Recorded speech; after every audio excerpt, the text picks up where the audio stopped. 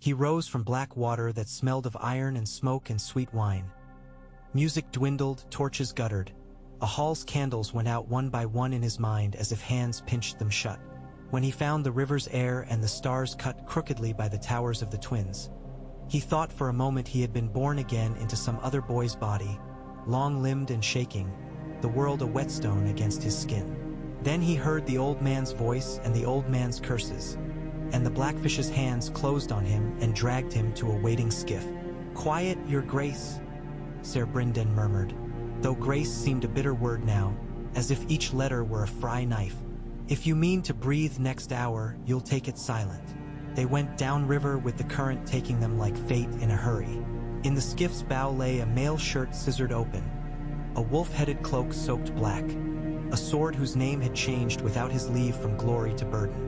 The moon showed the glistening edges of everything and then slid behind a bank of cloud, and Robb Stark. King Happenstance had lifted, King Treachery had drowned, gripped the seat with numb fingers and prayed to trees that were not here. The twins dwindled, and the cold set its teeth in him deeper than any blade had. When dawn came, it found him aboard a stout fishing galley whose crew stared with that long silence northern men keep for miracles they dislike. Brynden set men to watching the banks and sat with Robb in the shadow of the sail. "I saw your wolf die," Brynden said, "not as a cruelty but as a cut he must inflict to clean a wound. You must know it." Robb nodded because his throat had no room for voice. The howl had gone up as a red banner and fallen as a ribbon of sound cut with knives. The memory came like a stag through brush and would not come again when he called it. Gray wind had been a part of him since boyhood, and now part of him was missing and everything tilted a little toward an edge. "Caitlin," Robb said finally. Brynden's mouth became a line meant to hold poison. "I could not reach your mother." They moved from one boat to another with false names pinned to them like stolen brooches.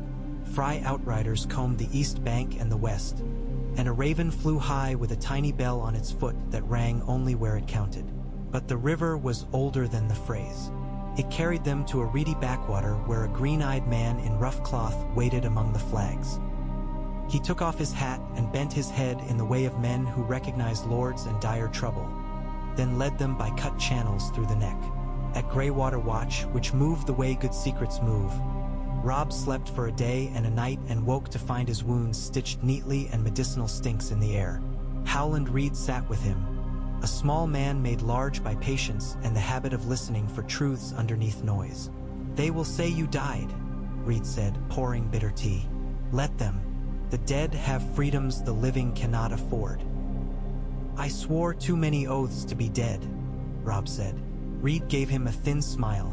"Dead men keep the oaths they choose." News sleet through like early snow. The phrase held their innocence. Roose Bolton sought the warden's cloak like a man whose hands were clean from washing and only wet. The Lannisters smiled to the west where gold is mined from grief, and ravens peeled north bearing flayed skins and promises. In White Harbor, Lord Manderley fattened the treacherous and sharpened kindness on stones of memory. In the sisters' hovels, old women spat into the kettle and said the wolves would return. "Return how?" Robb asked the Blackfish. "Not to the twins," Brynden said. "Not anywhere men expect. Ally yourself with what they can neither bribe nor understand." "Witches?" Robb asked dryly. "Let me bind hags and dreams to my banners." "Dreams are banners," Reed said, "and there are queens who are not of Westeros." Her name he had heard like a rumor told by a blind man to a deaf one. Something of dragons and chains broken far across a piece of world so wide it might as well be legend. But merchants from Pentos swore by their thin gods that a silver-haired girl had turned cities out of their wealth and lit their shadows with heat of creatures thought to belong only to old songs. "Daenerys," Brynden said like a man tasting the sharp of lemon. "Stormborn, some say the mother of dragons." "And would she look twice at a wolf without a crown?"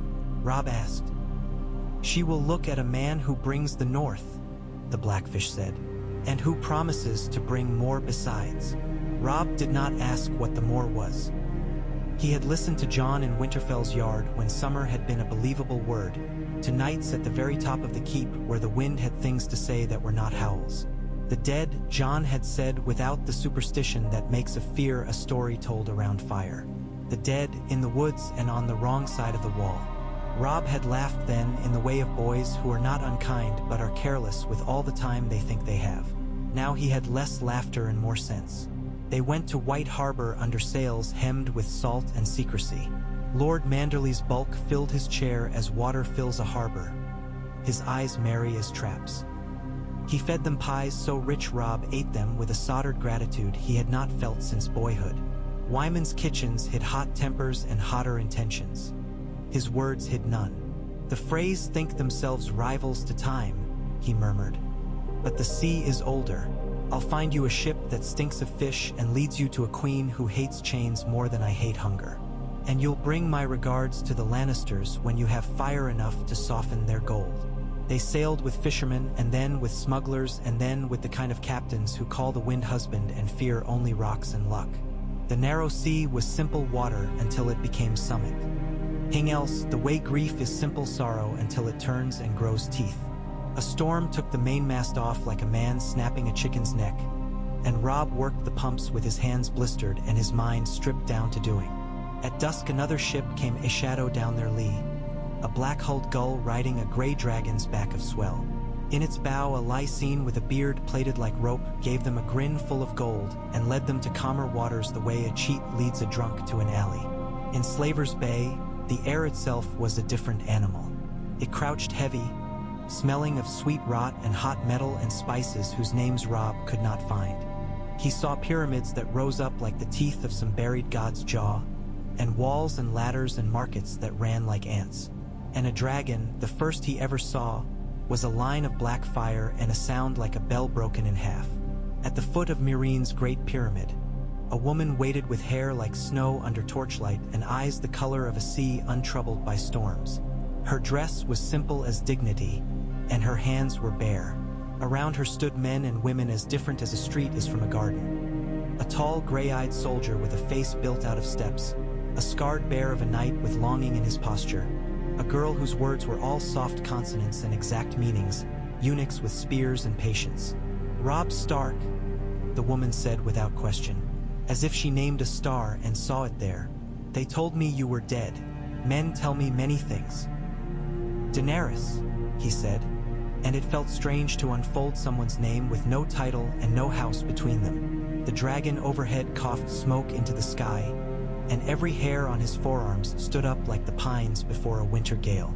They spoke in a chamber whose walls carried heat like embers banked all day. She sat on a bench without ceremony and gestured for him to do the same, which he did after the awkward pause of a man who had learned recently what feigned courtesy costs. He told her of the North as a man tells of a love he has failed, plainly and with a care to where the words touched. She told him of cities she had opened like clenched fists and the bargains they offered her afterward, little things made of gold and flattery that she took and threw away as if they were scraps. Every time he said the word fry, he watched her mouth go smaller and whiter, as if the syllables were a sour water she did not wish to drink. "Why do you come to me?"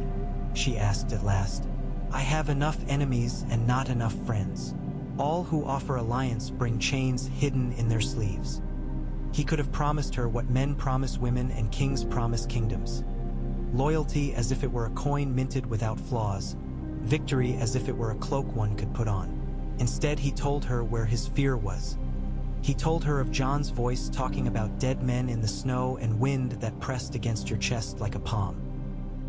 He told her of the wall and how men there had bled and not spoken of it because their business was not talk. He told her he did not want her dragons to fly across the world only to put out fires lit by men when there were other flames in the dark that would not be quenched by any water. "My north will bend the knee to no crown but its own while the south plays at games," he said. "But for this," and he put his palm flat on the table, feeling the warmth sunk into the wood, "for this we make a pact. You will name the north free when you take your throne. I will place the north swords in your hand when you decide to take it. Together we fight the dead." Her gaze did a long, quiet thing.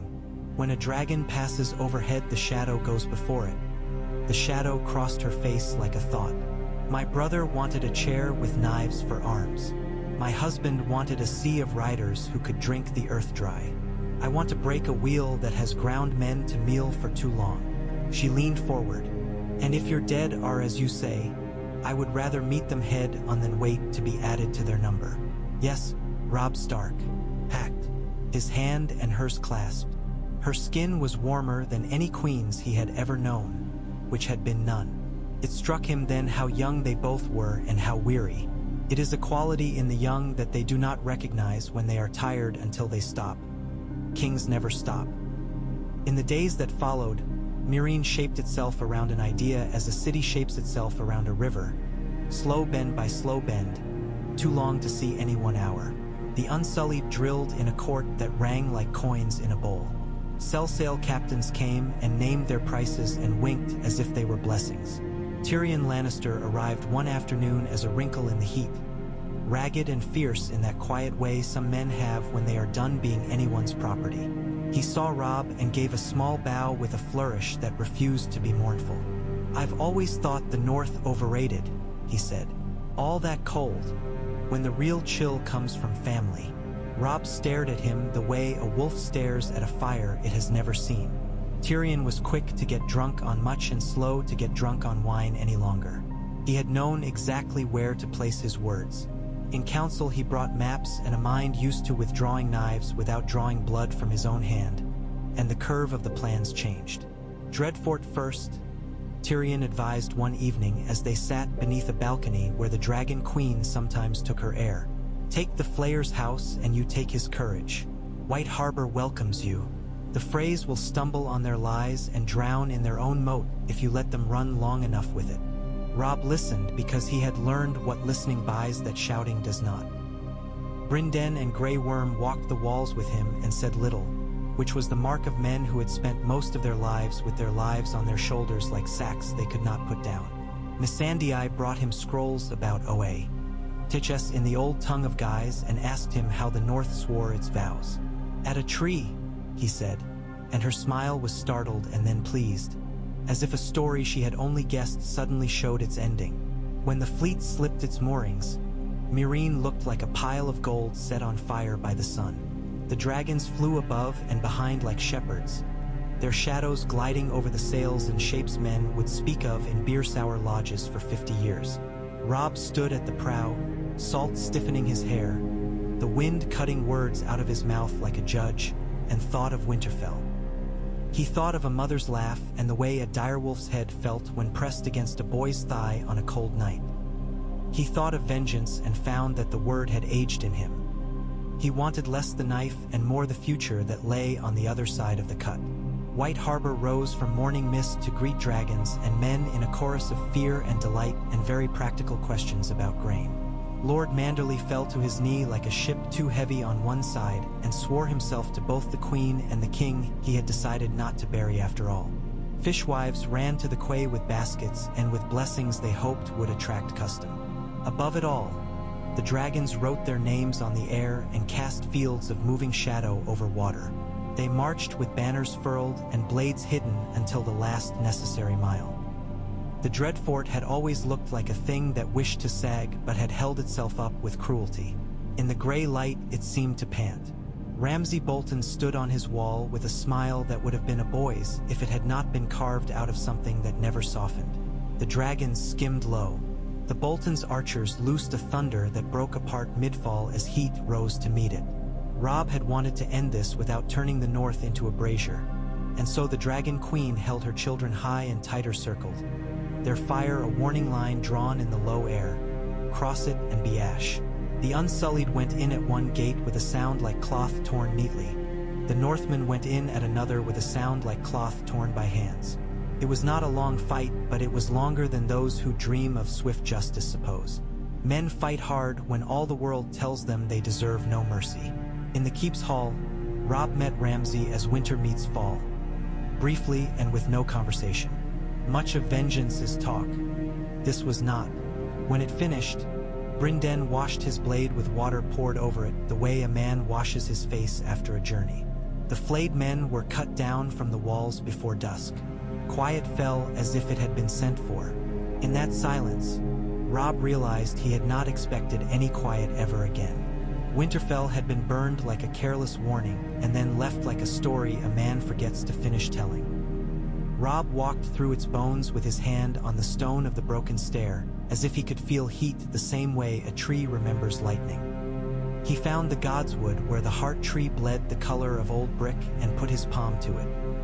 He felt nothing save his skin and the slow pulse in his wrist and a fatigue that reached down to the place boys keep their first hurt. Daenerys came quietly, her hair bound, wearing a cloak the blue of the kind of day that fools shepherds into thinking it will not storm. She looked at the carved face in the white bark and then at him. "Does it speak?" she asked, not mocking. "With everything that doesn't move," he said, and surprised himself. They spoke then of what pacts cost and what they are worth.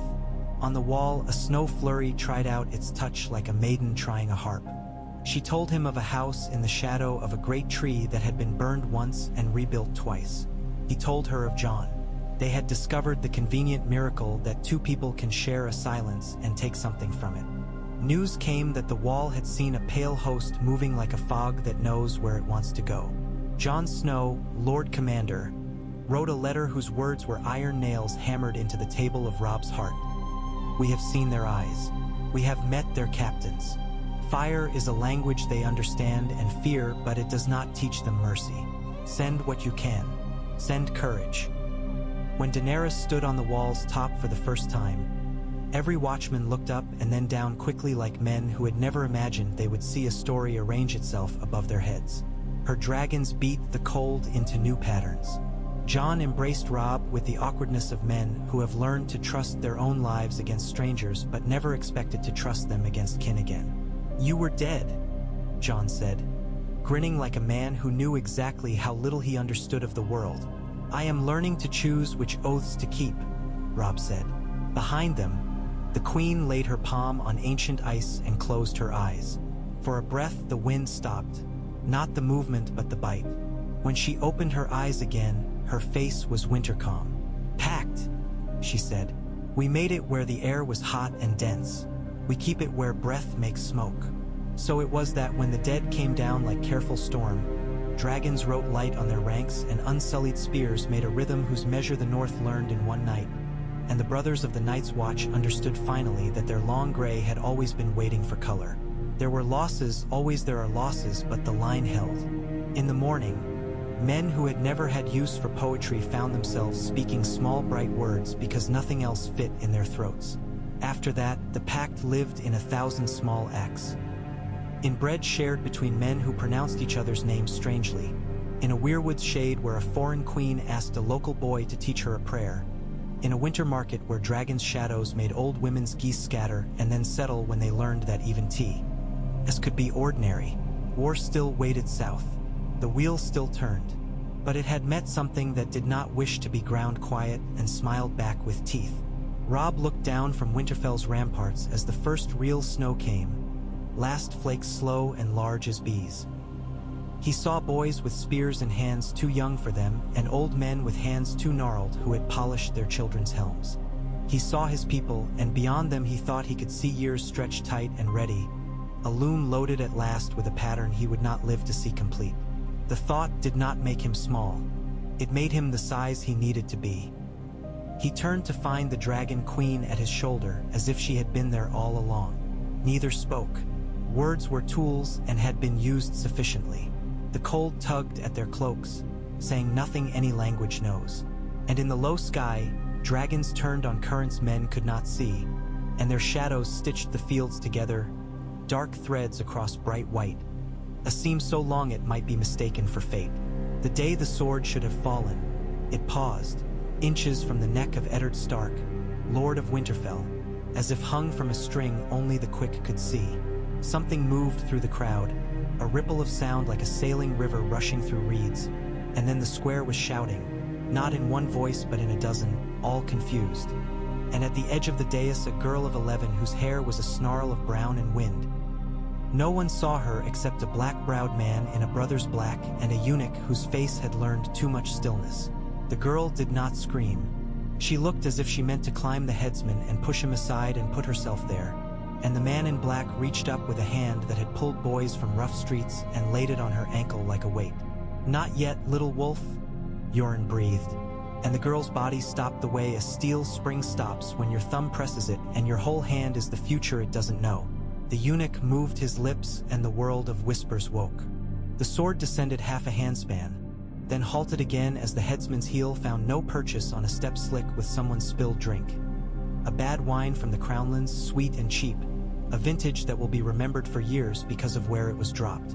Steel-kissed skin drew a bead, a bright bead that held to the throat like a ruby, and then the queen was on her feet with the fury of a woman accustomed to the answer yes and forced suddenly into no.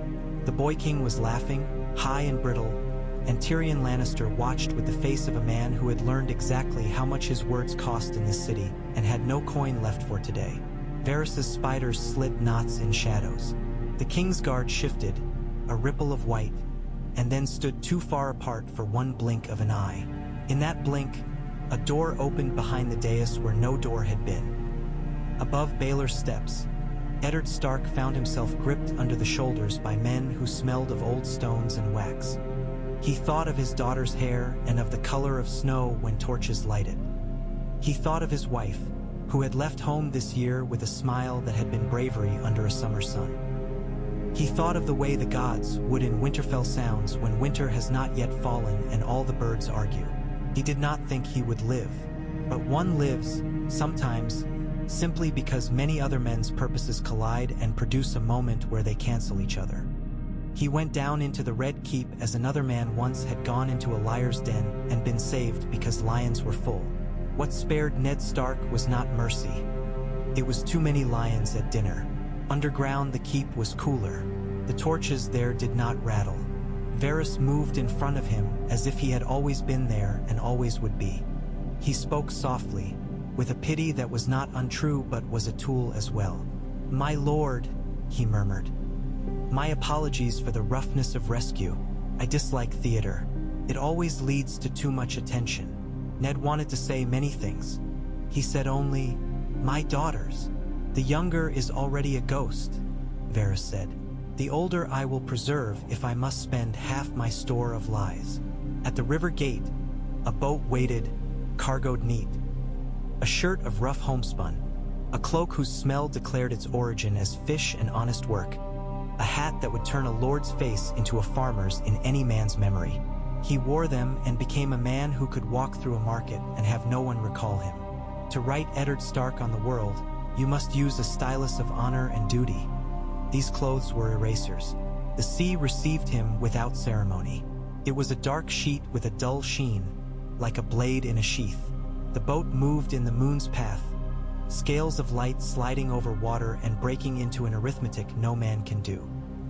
He slept little, and when he did, he dreamt of fish on winter nights and of a man whose face he could not remember standing in a tower where wind blew through the stones as if the walls were a harp.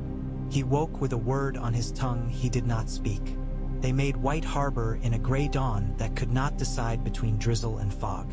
Lord Wyman Manderley descended 2 steps and then looked at the man below him with narrowed eyes and then, without breathing, took another step.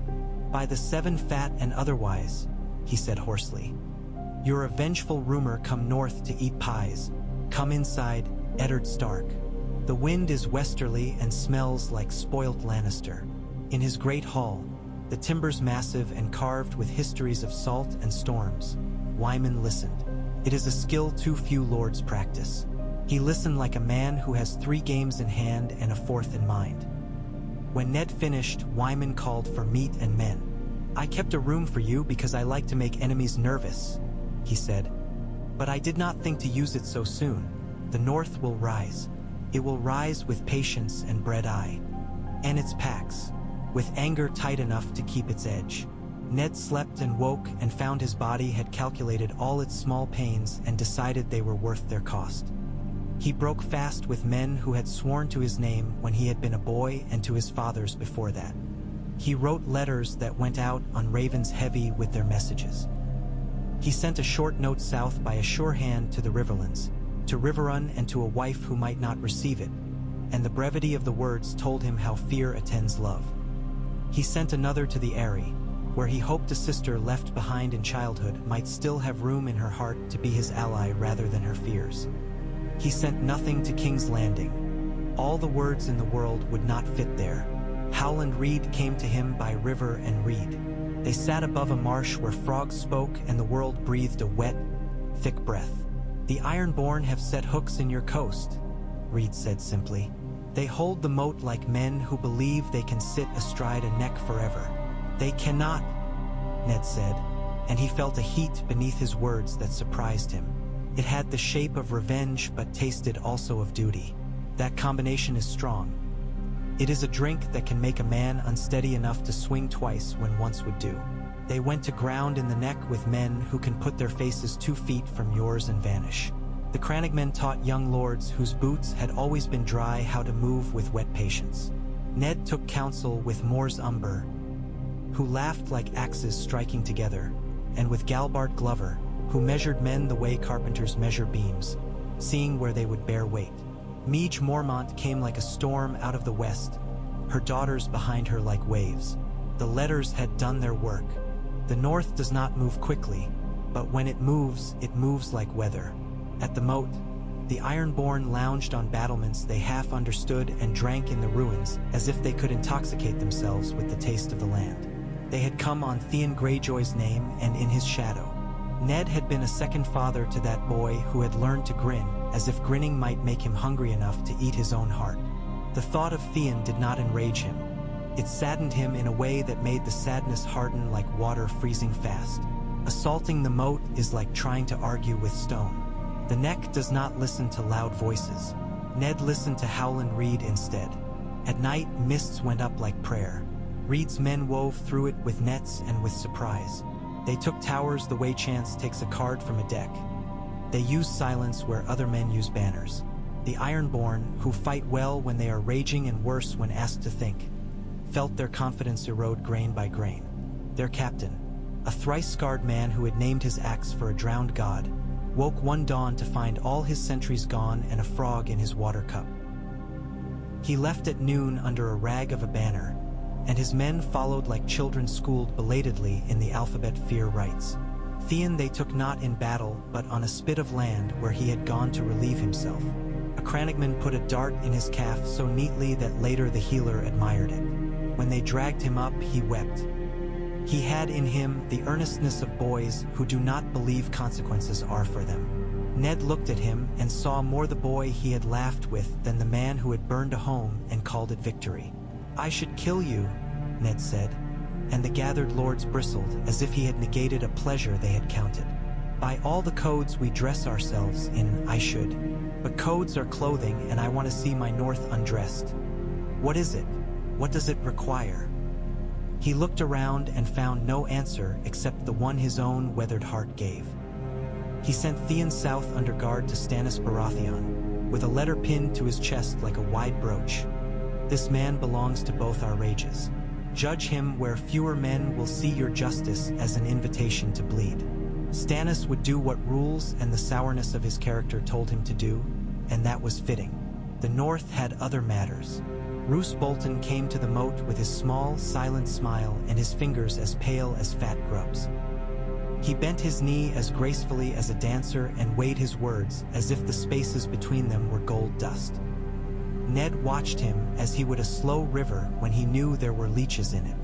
Roose spoke of strategy and of patience, and his eyes never once reached his son's name, which lay between them like a blade.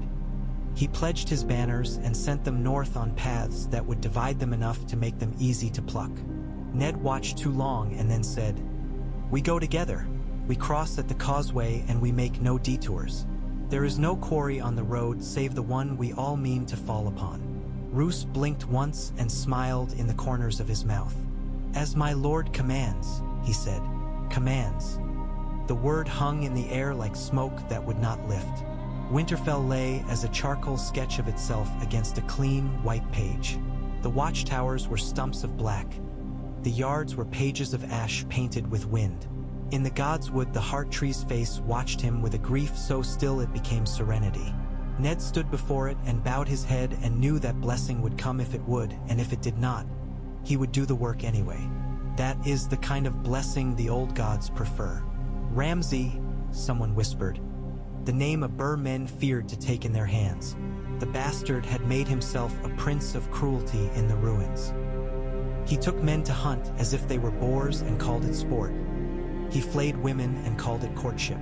These are the acts of small men who cannot bear to see how small they are. Ned did not answer him with torches and screaming. He answered with a trick he had not used since boyhood. Howland's crannogmen taught the wolves to go to ground. Mormont's women rode the wolf, Essos with quiet ferocity. Glover men moved as they do, like carpenters measuring twice and cutting once.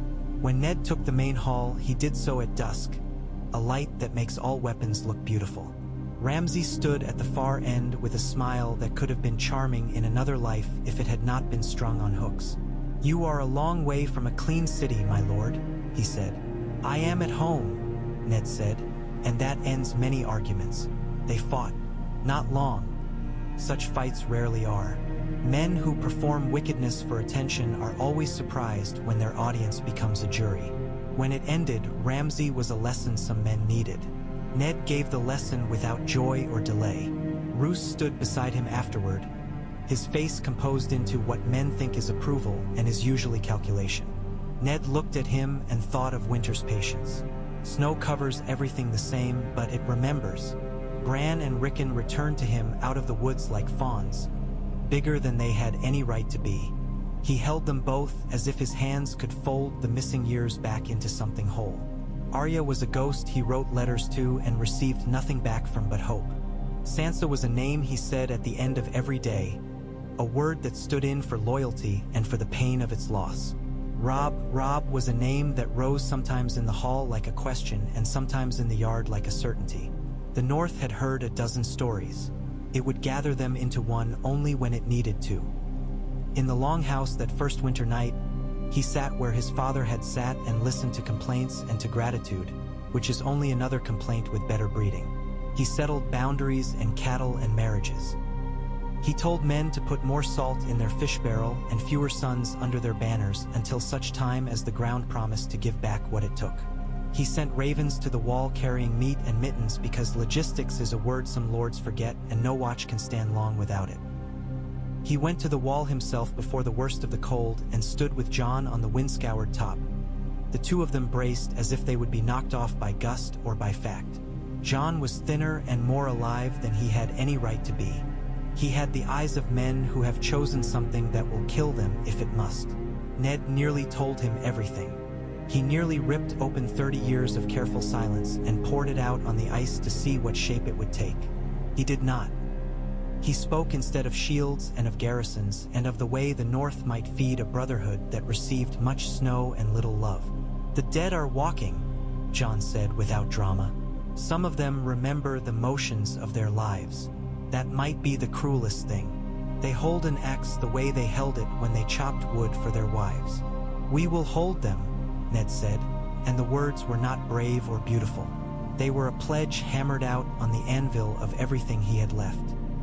Jon laughed a little, and it frightened Ned. It was the laughter of a man whose expectations have all been replaced with oaths. South, the Lannisters played their games on polished boards. Joffrey shrieked when news of the North's insistence reached him. Cersei smoothed his hair as if she could flatten the outlying edges of ruin with her hand.